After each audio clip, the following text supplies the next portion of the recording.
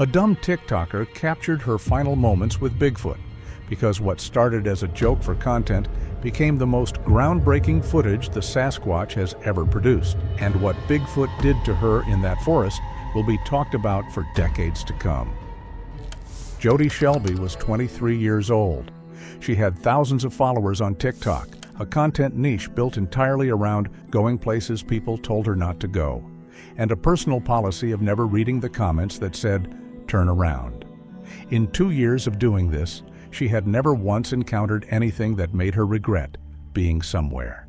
She drove into a vast stretch of old-growth national forest in southern Washington state on a Friday afternoon in late September with a fully charged phone, a backup battery clipped to her belt, and a video already planned in her head. She had done this enough times that the planning was automatic. Find the place, drive to the place, walk in alone, keep the camera running. Let the audience decide what was interesting. The formula had never failed her. She started recording at 4:47 p.m. and posted to her story before she left the car. By the time she was 40 minutes into the trail, she had 11,000 people watching a young woman walk alone into a forest that had no maintained paths, no cell coverage past the first mile, and no record of anyone having come through that particular drainage in a very long time. None of those 11,000 people knew what they were about to watch. Neither did she. The forest covered nearly 1 million acres, old-growth Douglas fir and western hemlock pressing in tight on either side of roads that stopped having names after the first few miles. Jody had pulled her location from a hiking forum thread and driven 3 hours to reach it. She parked at the end of a Forest Service road where a rusted gate blocked further vehicle access, and a sign informed visitors that the trail beyond it was unmaintained and not recommended for solo travel. She filmed the sign from 3 angles and posted it to her story. The trail she followed north from the gate ran along the left bank of a creek loud enough in the drainage to swallow most ambient sound. The canopy was dense, afternoon light coming down in broken columns. She was filming vertically, phone at chest height, talking to her audience with the specific cadence of someone who has decided the most interesting thing about any situation is how unbothered they are by it. She was not reading the terrain, the fresh scat at the 20-minute mark, the bent creek grass where something large had recently come through, the bird noise that had been present for the first 15 minutes and was now completely gone. Bigfoot had been in this drainage long before she arrived. The bent grass at the creek edge was his. The silence where the birds had been was his. Bigfoot had been moving parallel to the trail since before she passed the 20-minute mark, tracking her through the tree line at a distance she could not see, and making no sound the microphone could isolate from the creek and canopy. He was not hiding. He was observing. There is a difference, and the difference matters. Something hiding reduces itself, pulls back, makes itself smaller. What Bigfoot was doing in that drainage was the opposite. Bigfoot was present and patient and already in full possession of the situation. He had been watching people enter this drainage for longer than anyone had been documenting it, and he had made his own assessment of her before she reached the 20-minute mark. Jody was the variable. Bigfoot was not. Bigfoot moved through old growth in near total silence when he chose to. What made him visible, the bent grass, the displaced creek bank, the scat she walked past without registering, was not carelessness. It was record. Bigfoot had been through this drainage recently and often, and the terrain carried the evidence of that the way terrain carries the evidence of anything that uses it regularly. The fresh track she would find later, pointing south, pointed toward her because Bigfoot had been walking south when he made it. He had been walking south, and then he had heard her car on the Forest Service road, and he had stopped and assessed and changed direction. By the time she passed through the gate, Bigfoot had already been moving toward her for the better part of an hour. She had been walking toward him the whole time without knowing it. He had been walking toward her the whole time, knowing exactly what he was walking toward. At the 31-minute mark, she said it felt like something knew she was there. She said it lightly, framing it as content, the kind of thing you say in a dark forest because saying it out loud makes it smaller. Bigfoot had known she was there from the moment she stepped through the gate. He had been generating the exact signal she was reading, the particular pressure that a large, intelligent animal produces when it has fixed its full attention on something. It is not a sound and not a smell and not any single identifiable input. It is the aggregate effect of being watched by something that is not hiding and not afraid, and is giving you its complete attention from a distance close enough that your body registers it before your mind does. She had been walking under that pressure for 31 minutes. Her body had finally surfaced it as language. She framed it as content and kept walking, and Bigfoot kept pace with her through the tree line and said nothing. At the 43-minute mark, she stopped talking mid-sentence. The creek had gone quiet. Not quiet on its own. Bigfoot had stopped moving, and the focused stillness of something that large in that proximity had taken over the frequency her brain had been filtering for ambient noise.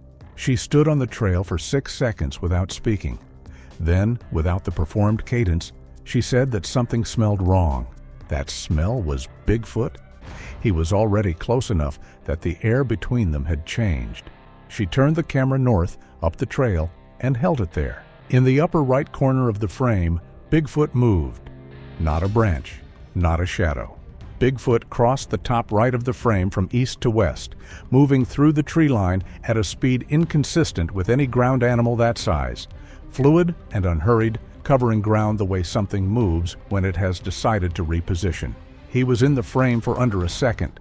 The camera dropped 2 inches in her hand, the involuntary response of a grip that changed before her conscious mind made any decision.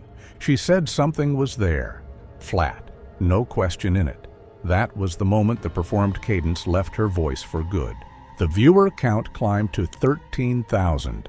She turned north and kept walking. Bigfoot was north. North was where the footage was. She walked for 4 more minutes as the canopy thickened and the afternoon light failed, and the shadows between the trees went from dark to black.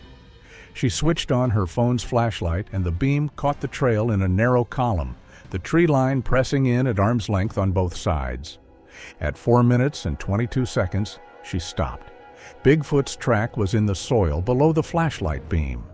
Pressed deep, deep enough that the edges were clean and vertical, the way edges are when significant weight has displaced wet ground. She placed her hand inside it, palm flat, fingers spread.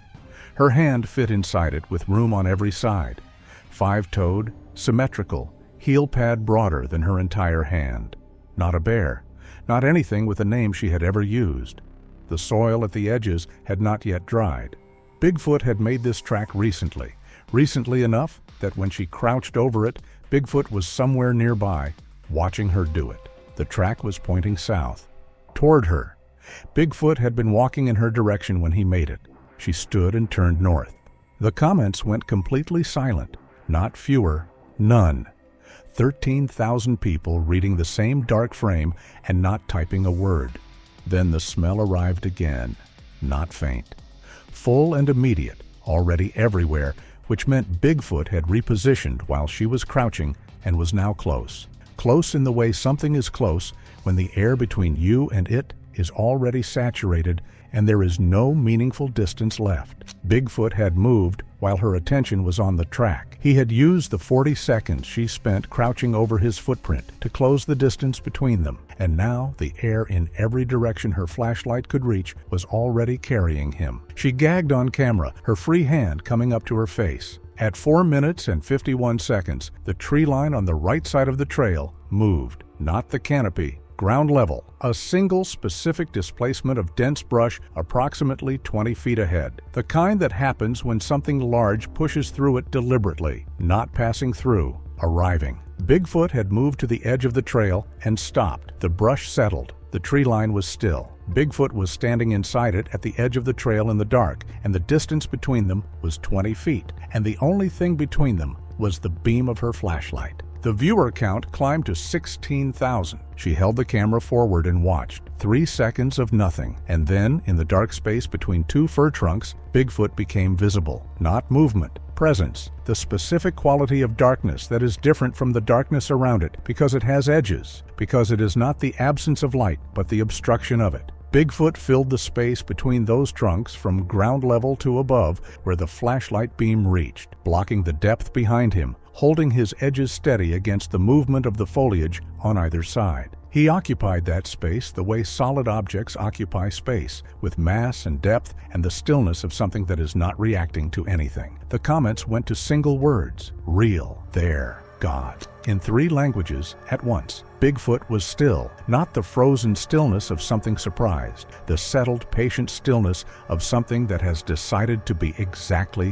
where it is. Bigfoot had chosen this spot and this moment with the same economy he had applied to every movement since she entered the drainage. He had moved parallel to this trail for the better part of an hour, and he had repositioned twice, and he had left a track pointing directly at her, and now he was standing between 2 fir trunks at the edge of the trail, and there was nothing in his posture that indicated any of this had been anything other than entirely intentional. Bigfoot was in no hurry because nothing in this drainage required him to hurry. Not the dark, not the terrain, not her. She whispered that there was something there. 16,000 people, and none of them typed a word. She stepped toward him, then again. Bigfoot did not move. He did not retreat. He stood in that shadow and let her come, and what the flashlight beam caught at the edge of him, where his mass met the lighter dark beside the fir trunk, was dense dark hair, a shoulder broader than the space between the trunks should have allowed. The absolute solidity of something that was not a trick of light and had never been.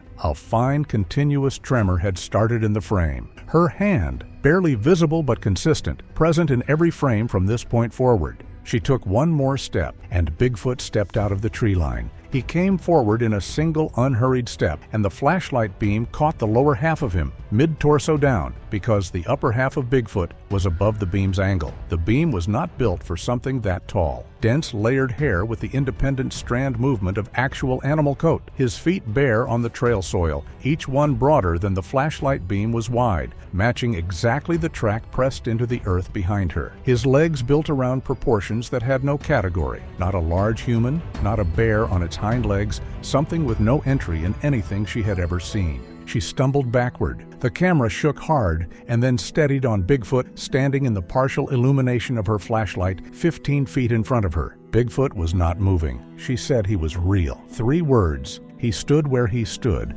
the upper half of him above the beam, and there was no aggression in his posture and no retreat. Bigfoot had stepped out of the tree line in full view of her camera without hesitation and without alarm. He knew she was there. He had always known, and now he was letting her know that he knew, standing 15 feet in front of her in the dark, completely still, in no hurry because hurrying was not something this drainage had ever required of him. Bigfoot had been here for years, perhaps decades. In all of that time, nothing had walked north up this trail and pointed a light at him. He was looking at something new. He was in no hurry to be anywhere else. The only sounds in the drainage were the creek and the wind and 16,000 people doing nothing. Bigfoot stood. The flashlight beam held the lower half of him, and the upper half occupied darkness above it, and Bigfoot did not shift his weight and did not adjust his position and was not performing stillness. He simply had no reason to move. He had made his decision before he stepped out of the tree line, and the decision had been made with full information. He had watched her for the better part of an hour. He had let her find his track. He had moved to the edge of the trail and let her hear the brush, and then stood in the gap between the trunks and let her see his mass, and then stepped out and let the full reality of him reach her at whatever pace it needed to. Every step of this had been Bigfoot's. Every beat of the encounter had been Bigfoot's. And now he was standing 15 feet in front of her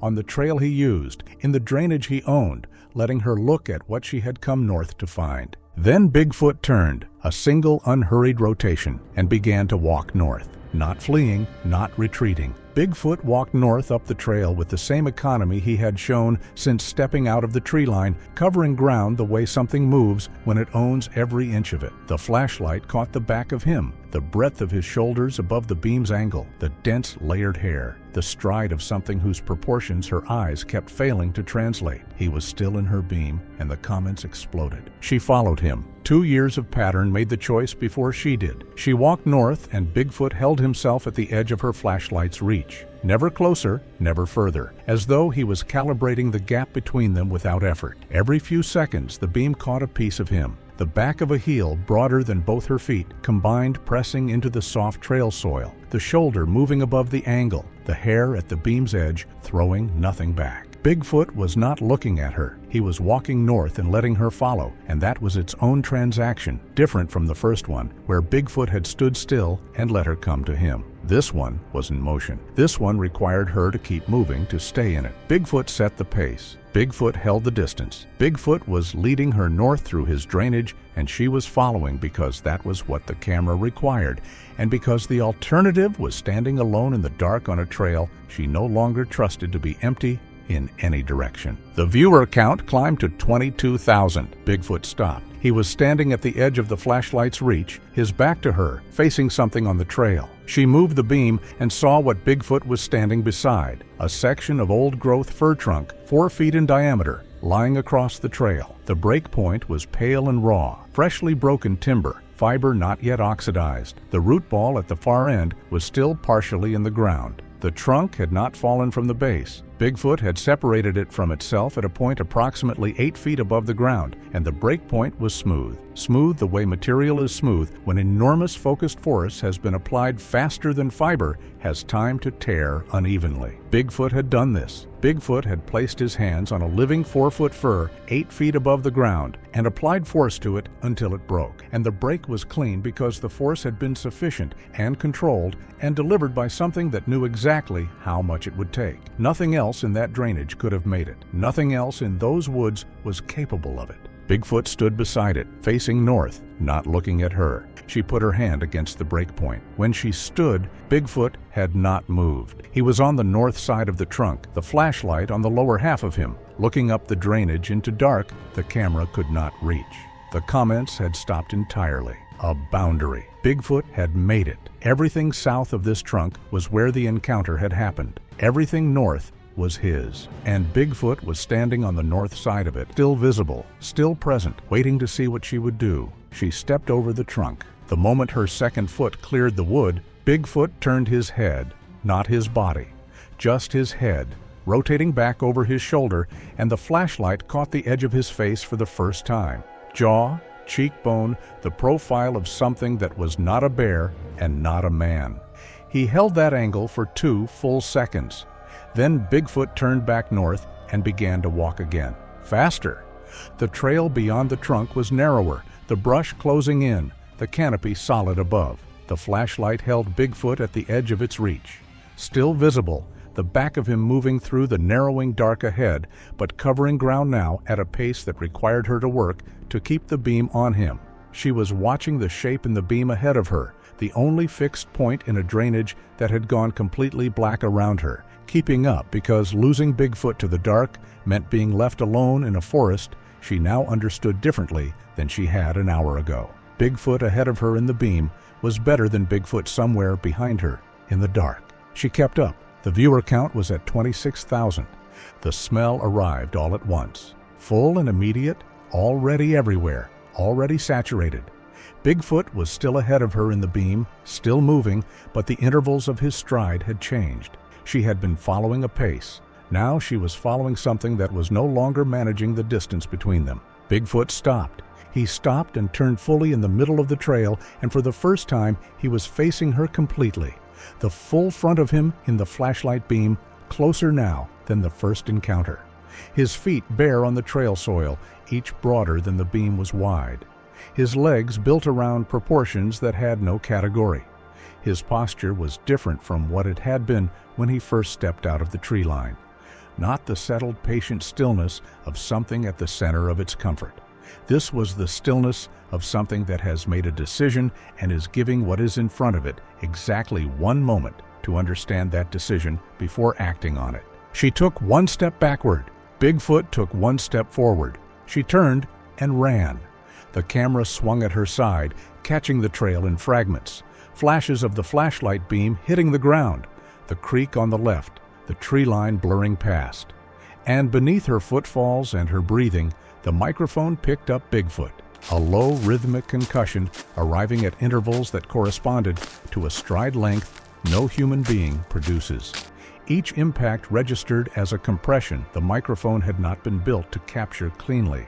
Not a footfall in any human sense, but a displacement, the sound of significant weight transferred to ground at speed. Bigfoot was behind her, not far behind her, closing steadily without urgency, the way something closes when it knows the terrain in the dark and has already decided how this ends. Bigfoot was not chasing her because she had startled him. Bigfoot was not chasing her the way a threatened animal chases. Bigfoot was covering ground between himself and someone who had crossed a line he had placed there, with the focused efficiency of something returning what had crossed the boundary to the other side of it. He was not running at full capacity. The intervals between his footfalls were not the intervals of something extended. Bigfoot was running her back to the trunk at a pace that was sufficient, and no more.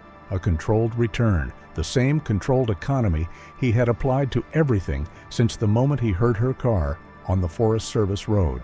Even now, even in motion, even in the dark of a drainage that was entirely his, Bigfoot was not reacting. He was executing. She ran harder. The concussive rhythm of Bigfoot's stride filled the drainage, each impact heavier than the last as the ground between them shrank.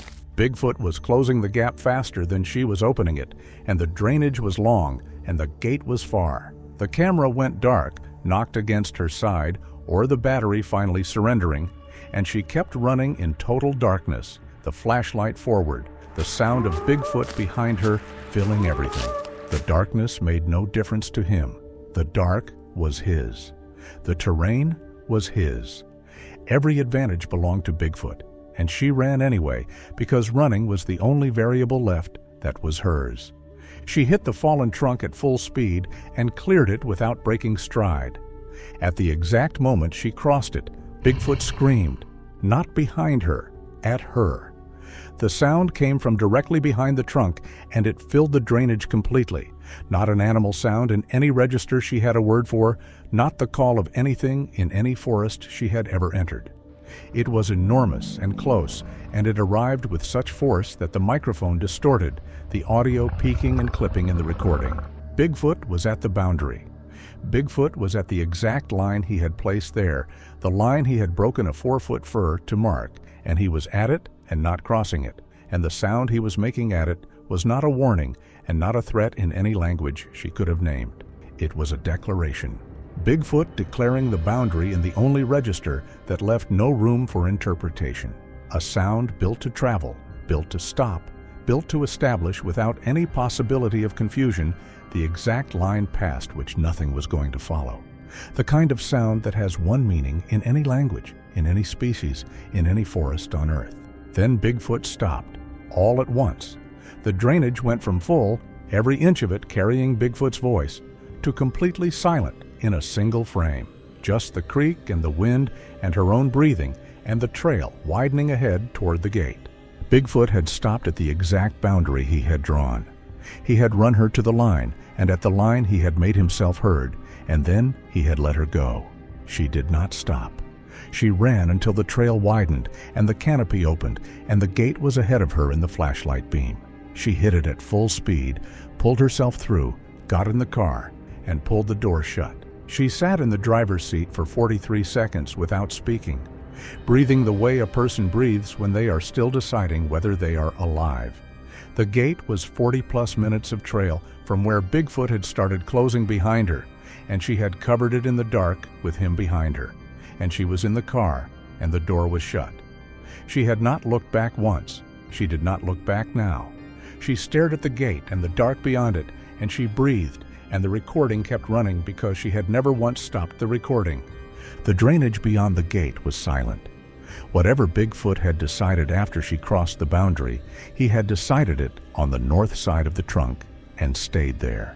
The forest was the forest again. Creek, wind, canopy. 40 minutes of trail and a broken fir and a scream that had peaked the microphone, and then nothing. Bigfoot had made his point. Bigfoot had made it clearly and at close range, and in a register that required no interpretation. And then Bigfoot had gone back to whatever he had been doing before a car arrived on a Forest Service road and changed his afternoon. Then she looked at the camera. She said two things. First, that Bigfoot had broken that tree, that nothing breaks old-growth timber 8 feet above the ground and leaves the break point smooth, and that nothing capable of that had any business being in those woods, and second, that Bigfoot had stopped at it. She had crossed the trunk and Bigfoot had screamed and then gone silent, all at once, and she had not looked back, and the drainage behind her had been empty the rest of the way to the gate. Bigfoot had run her back to the line he had drawn, told her clearly what he was in a voice that left no room for argument, and stopped there. The line held. Everything south of it was hers. Everything north was his. She ended the recording,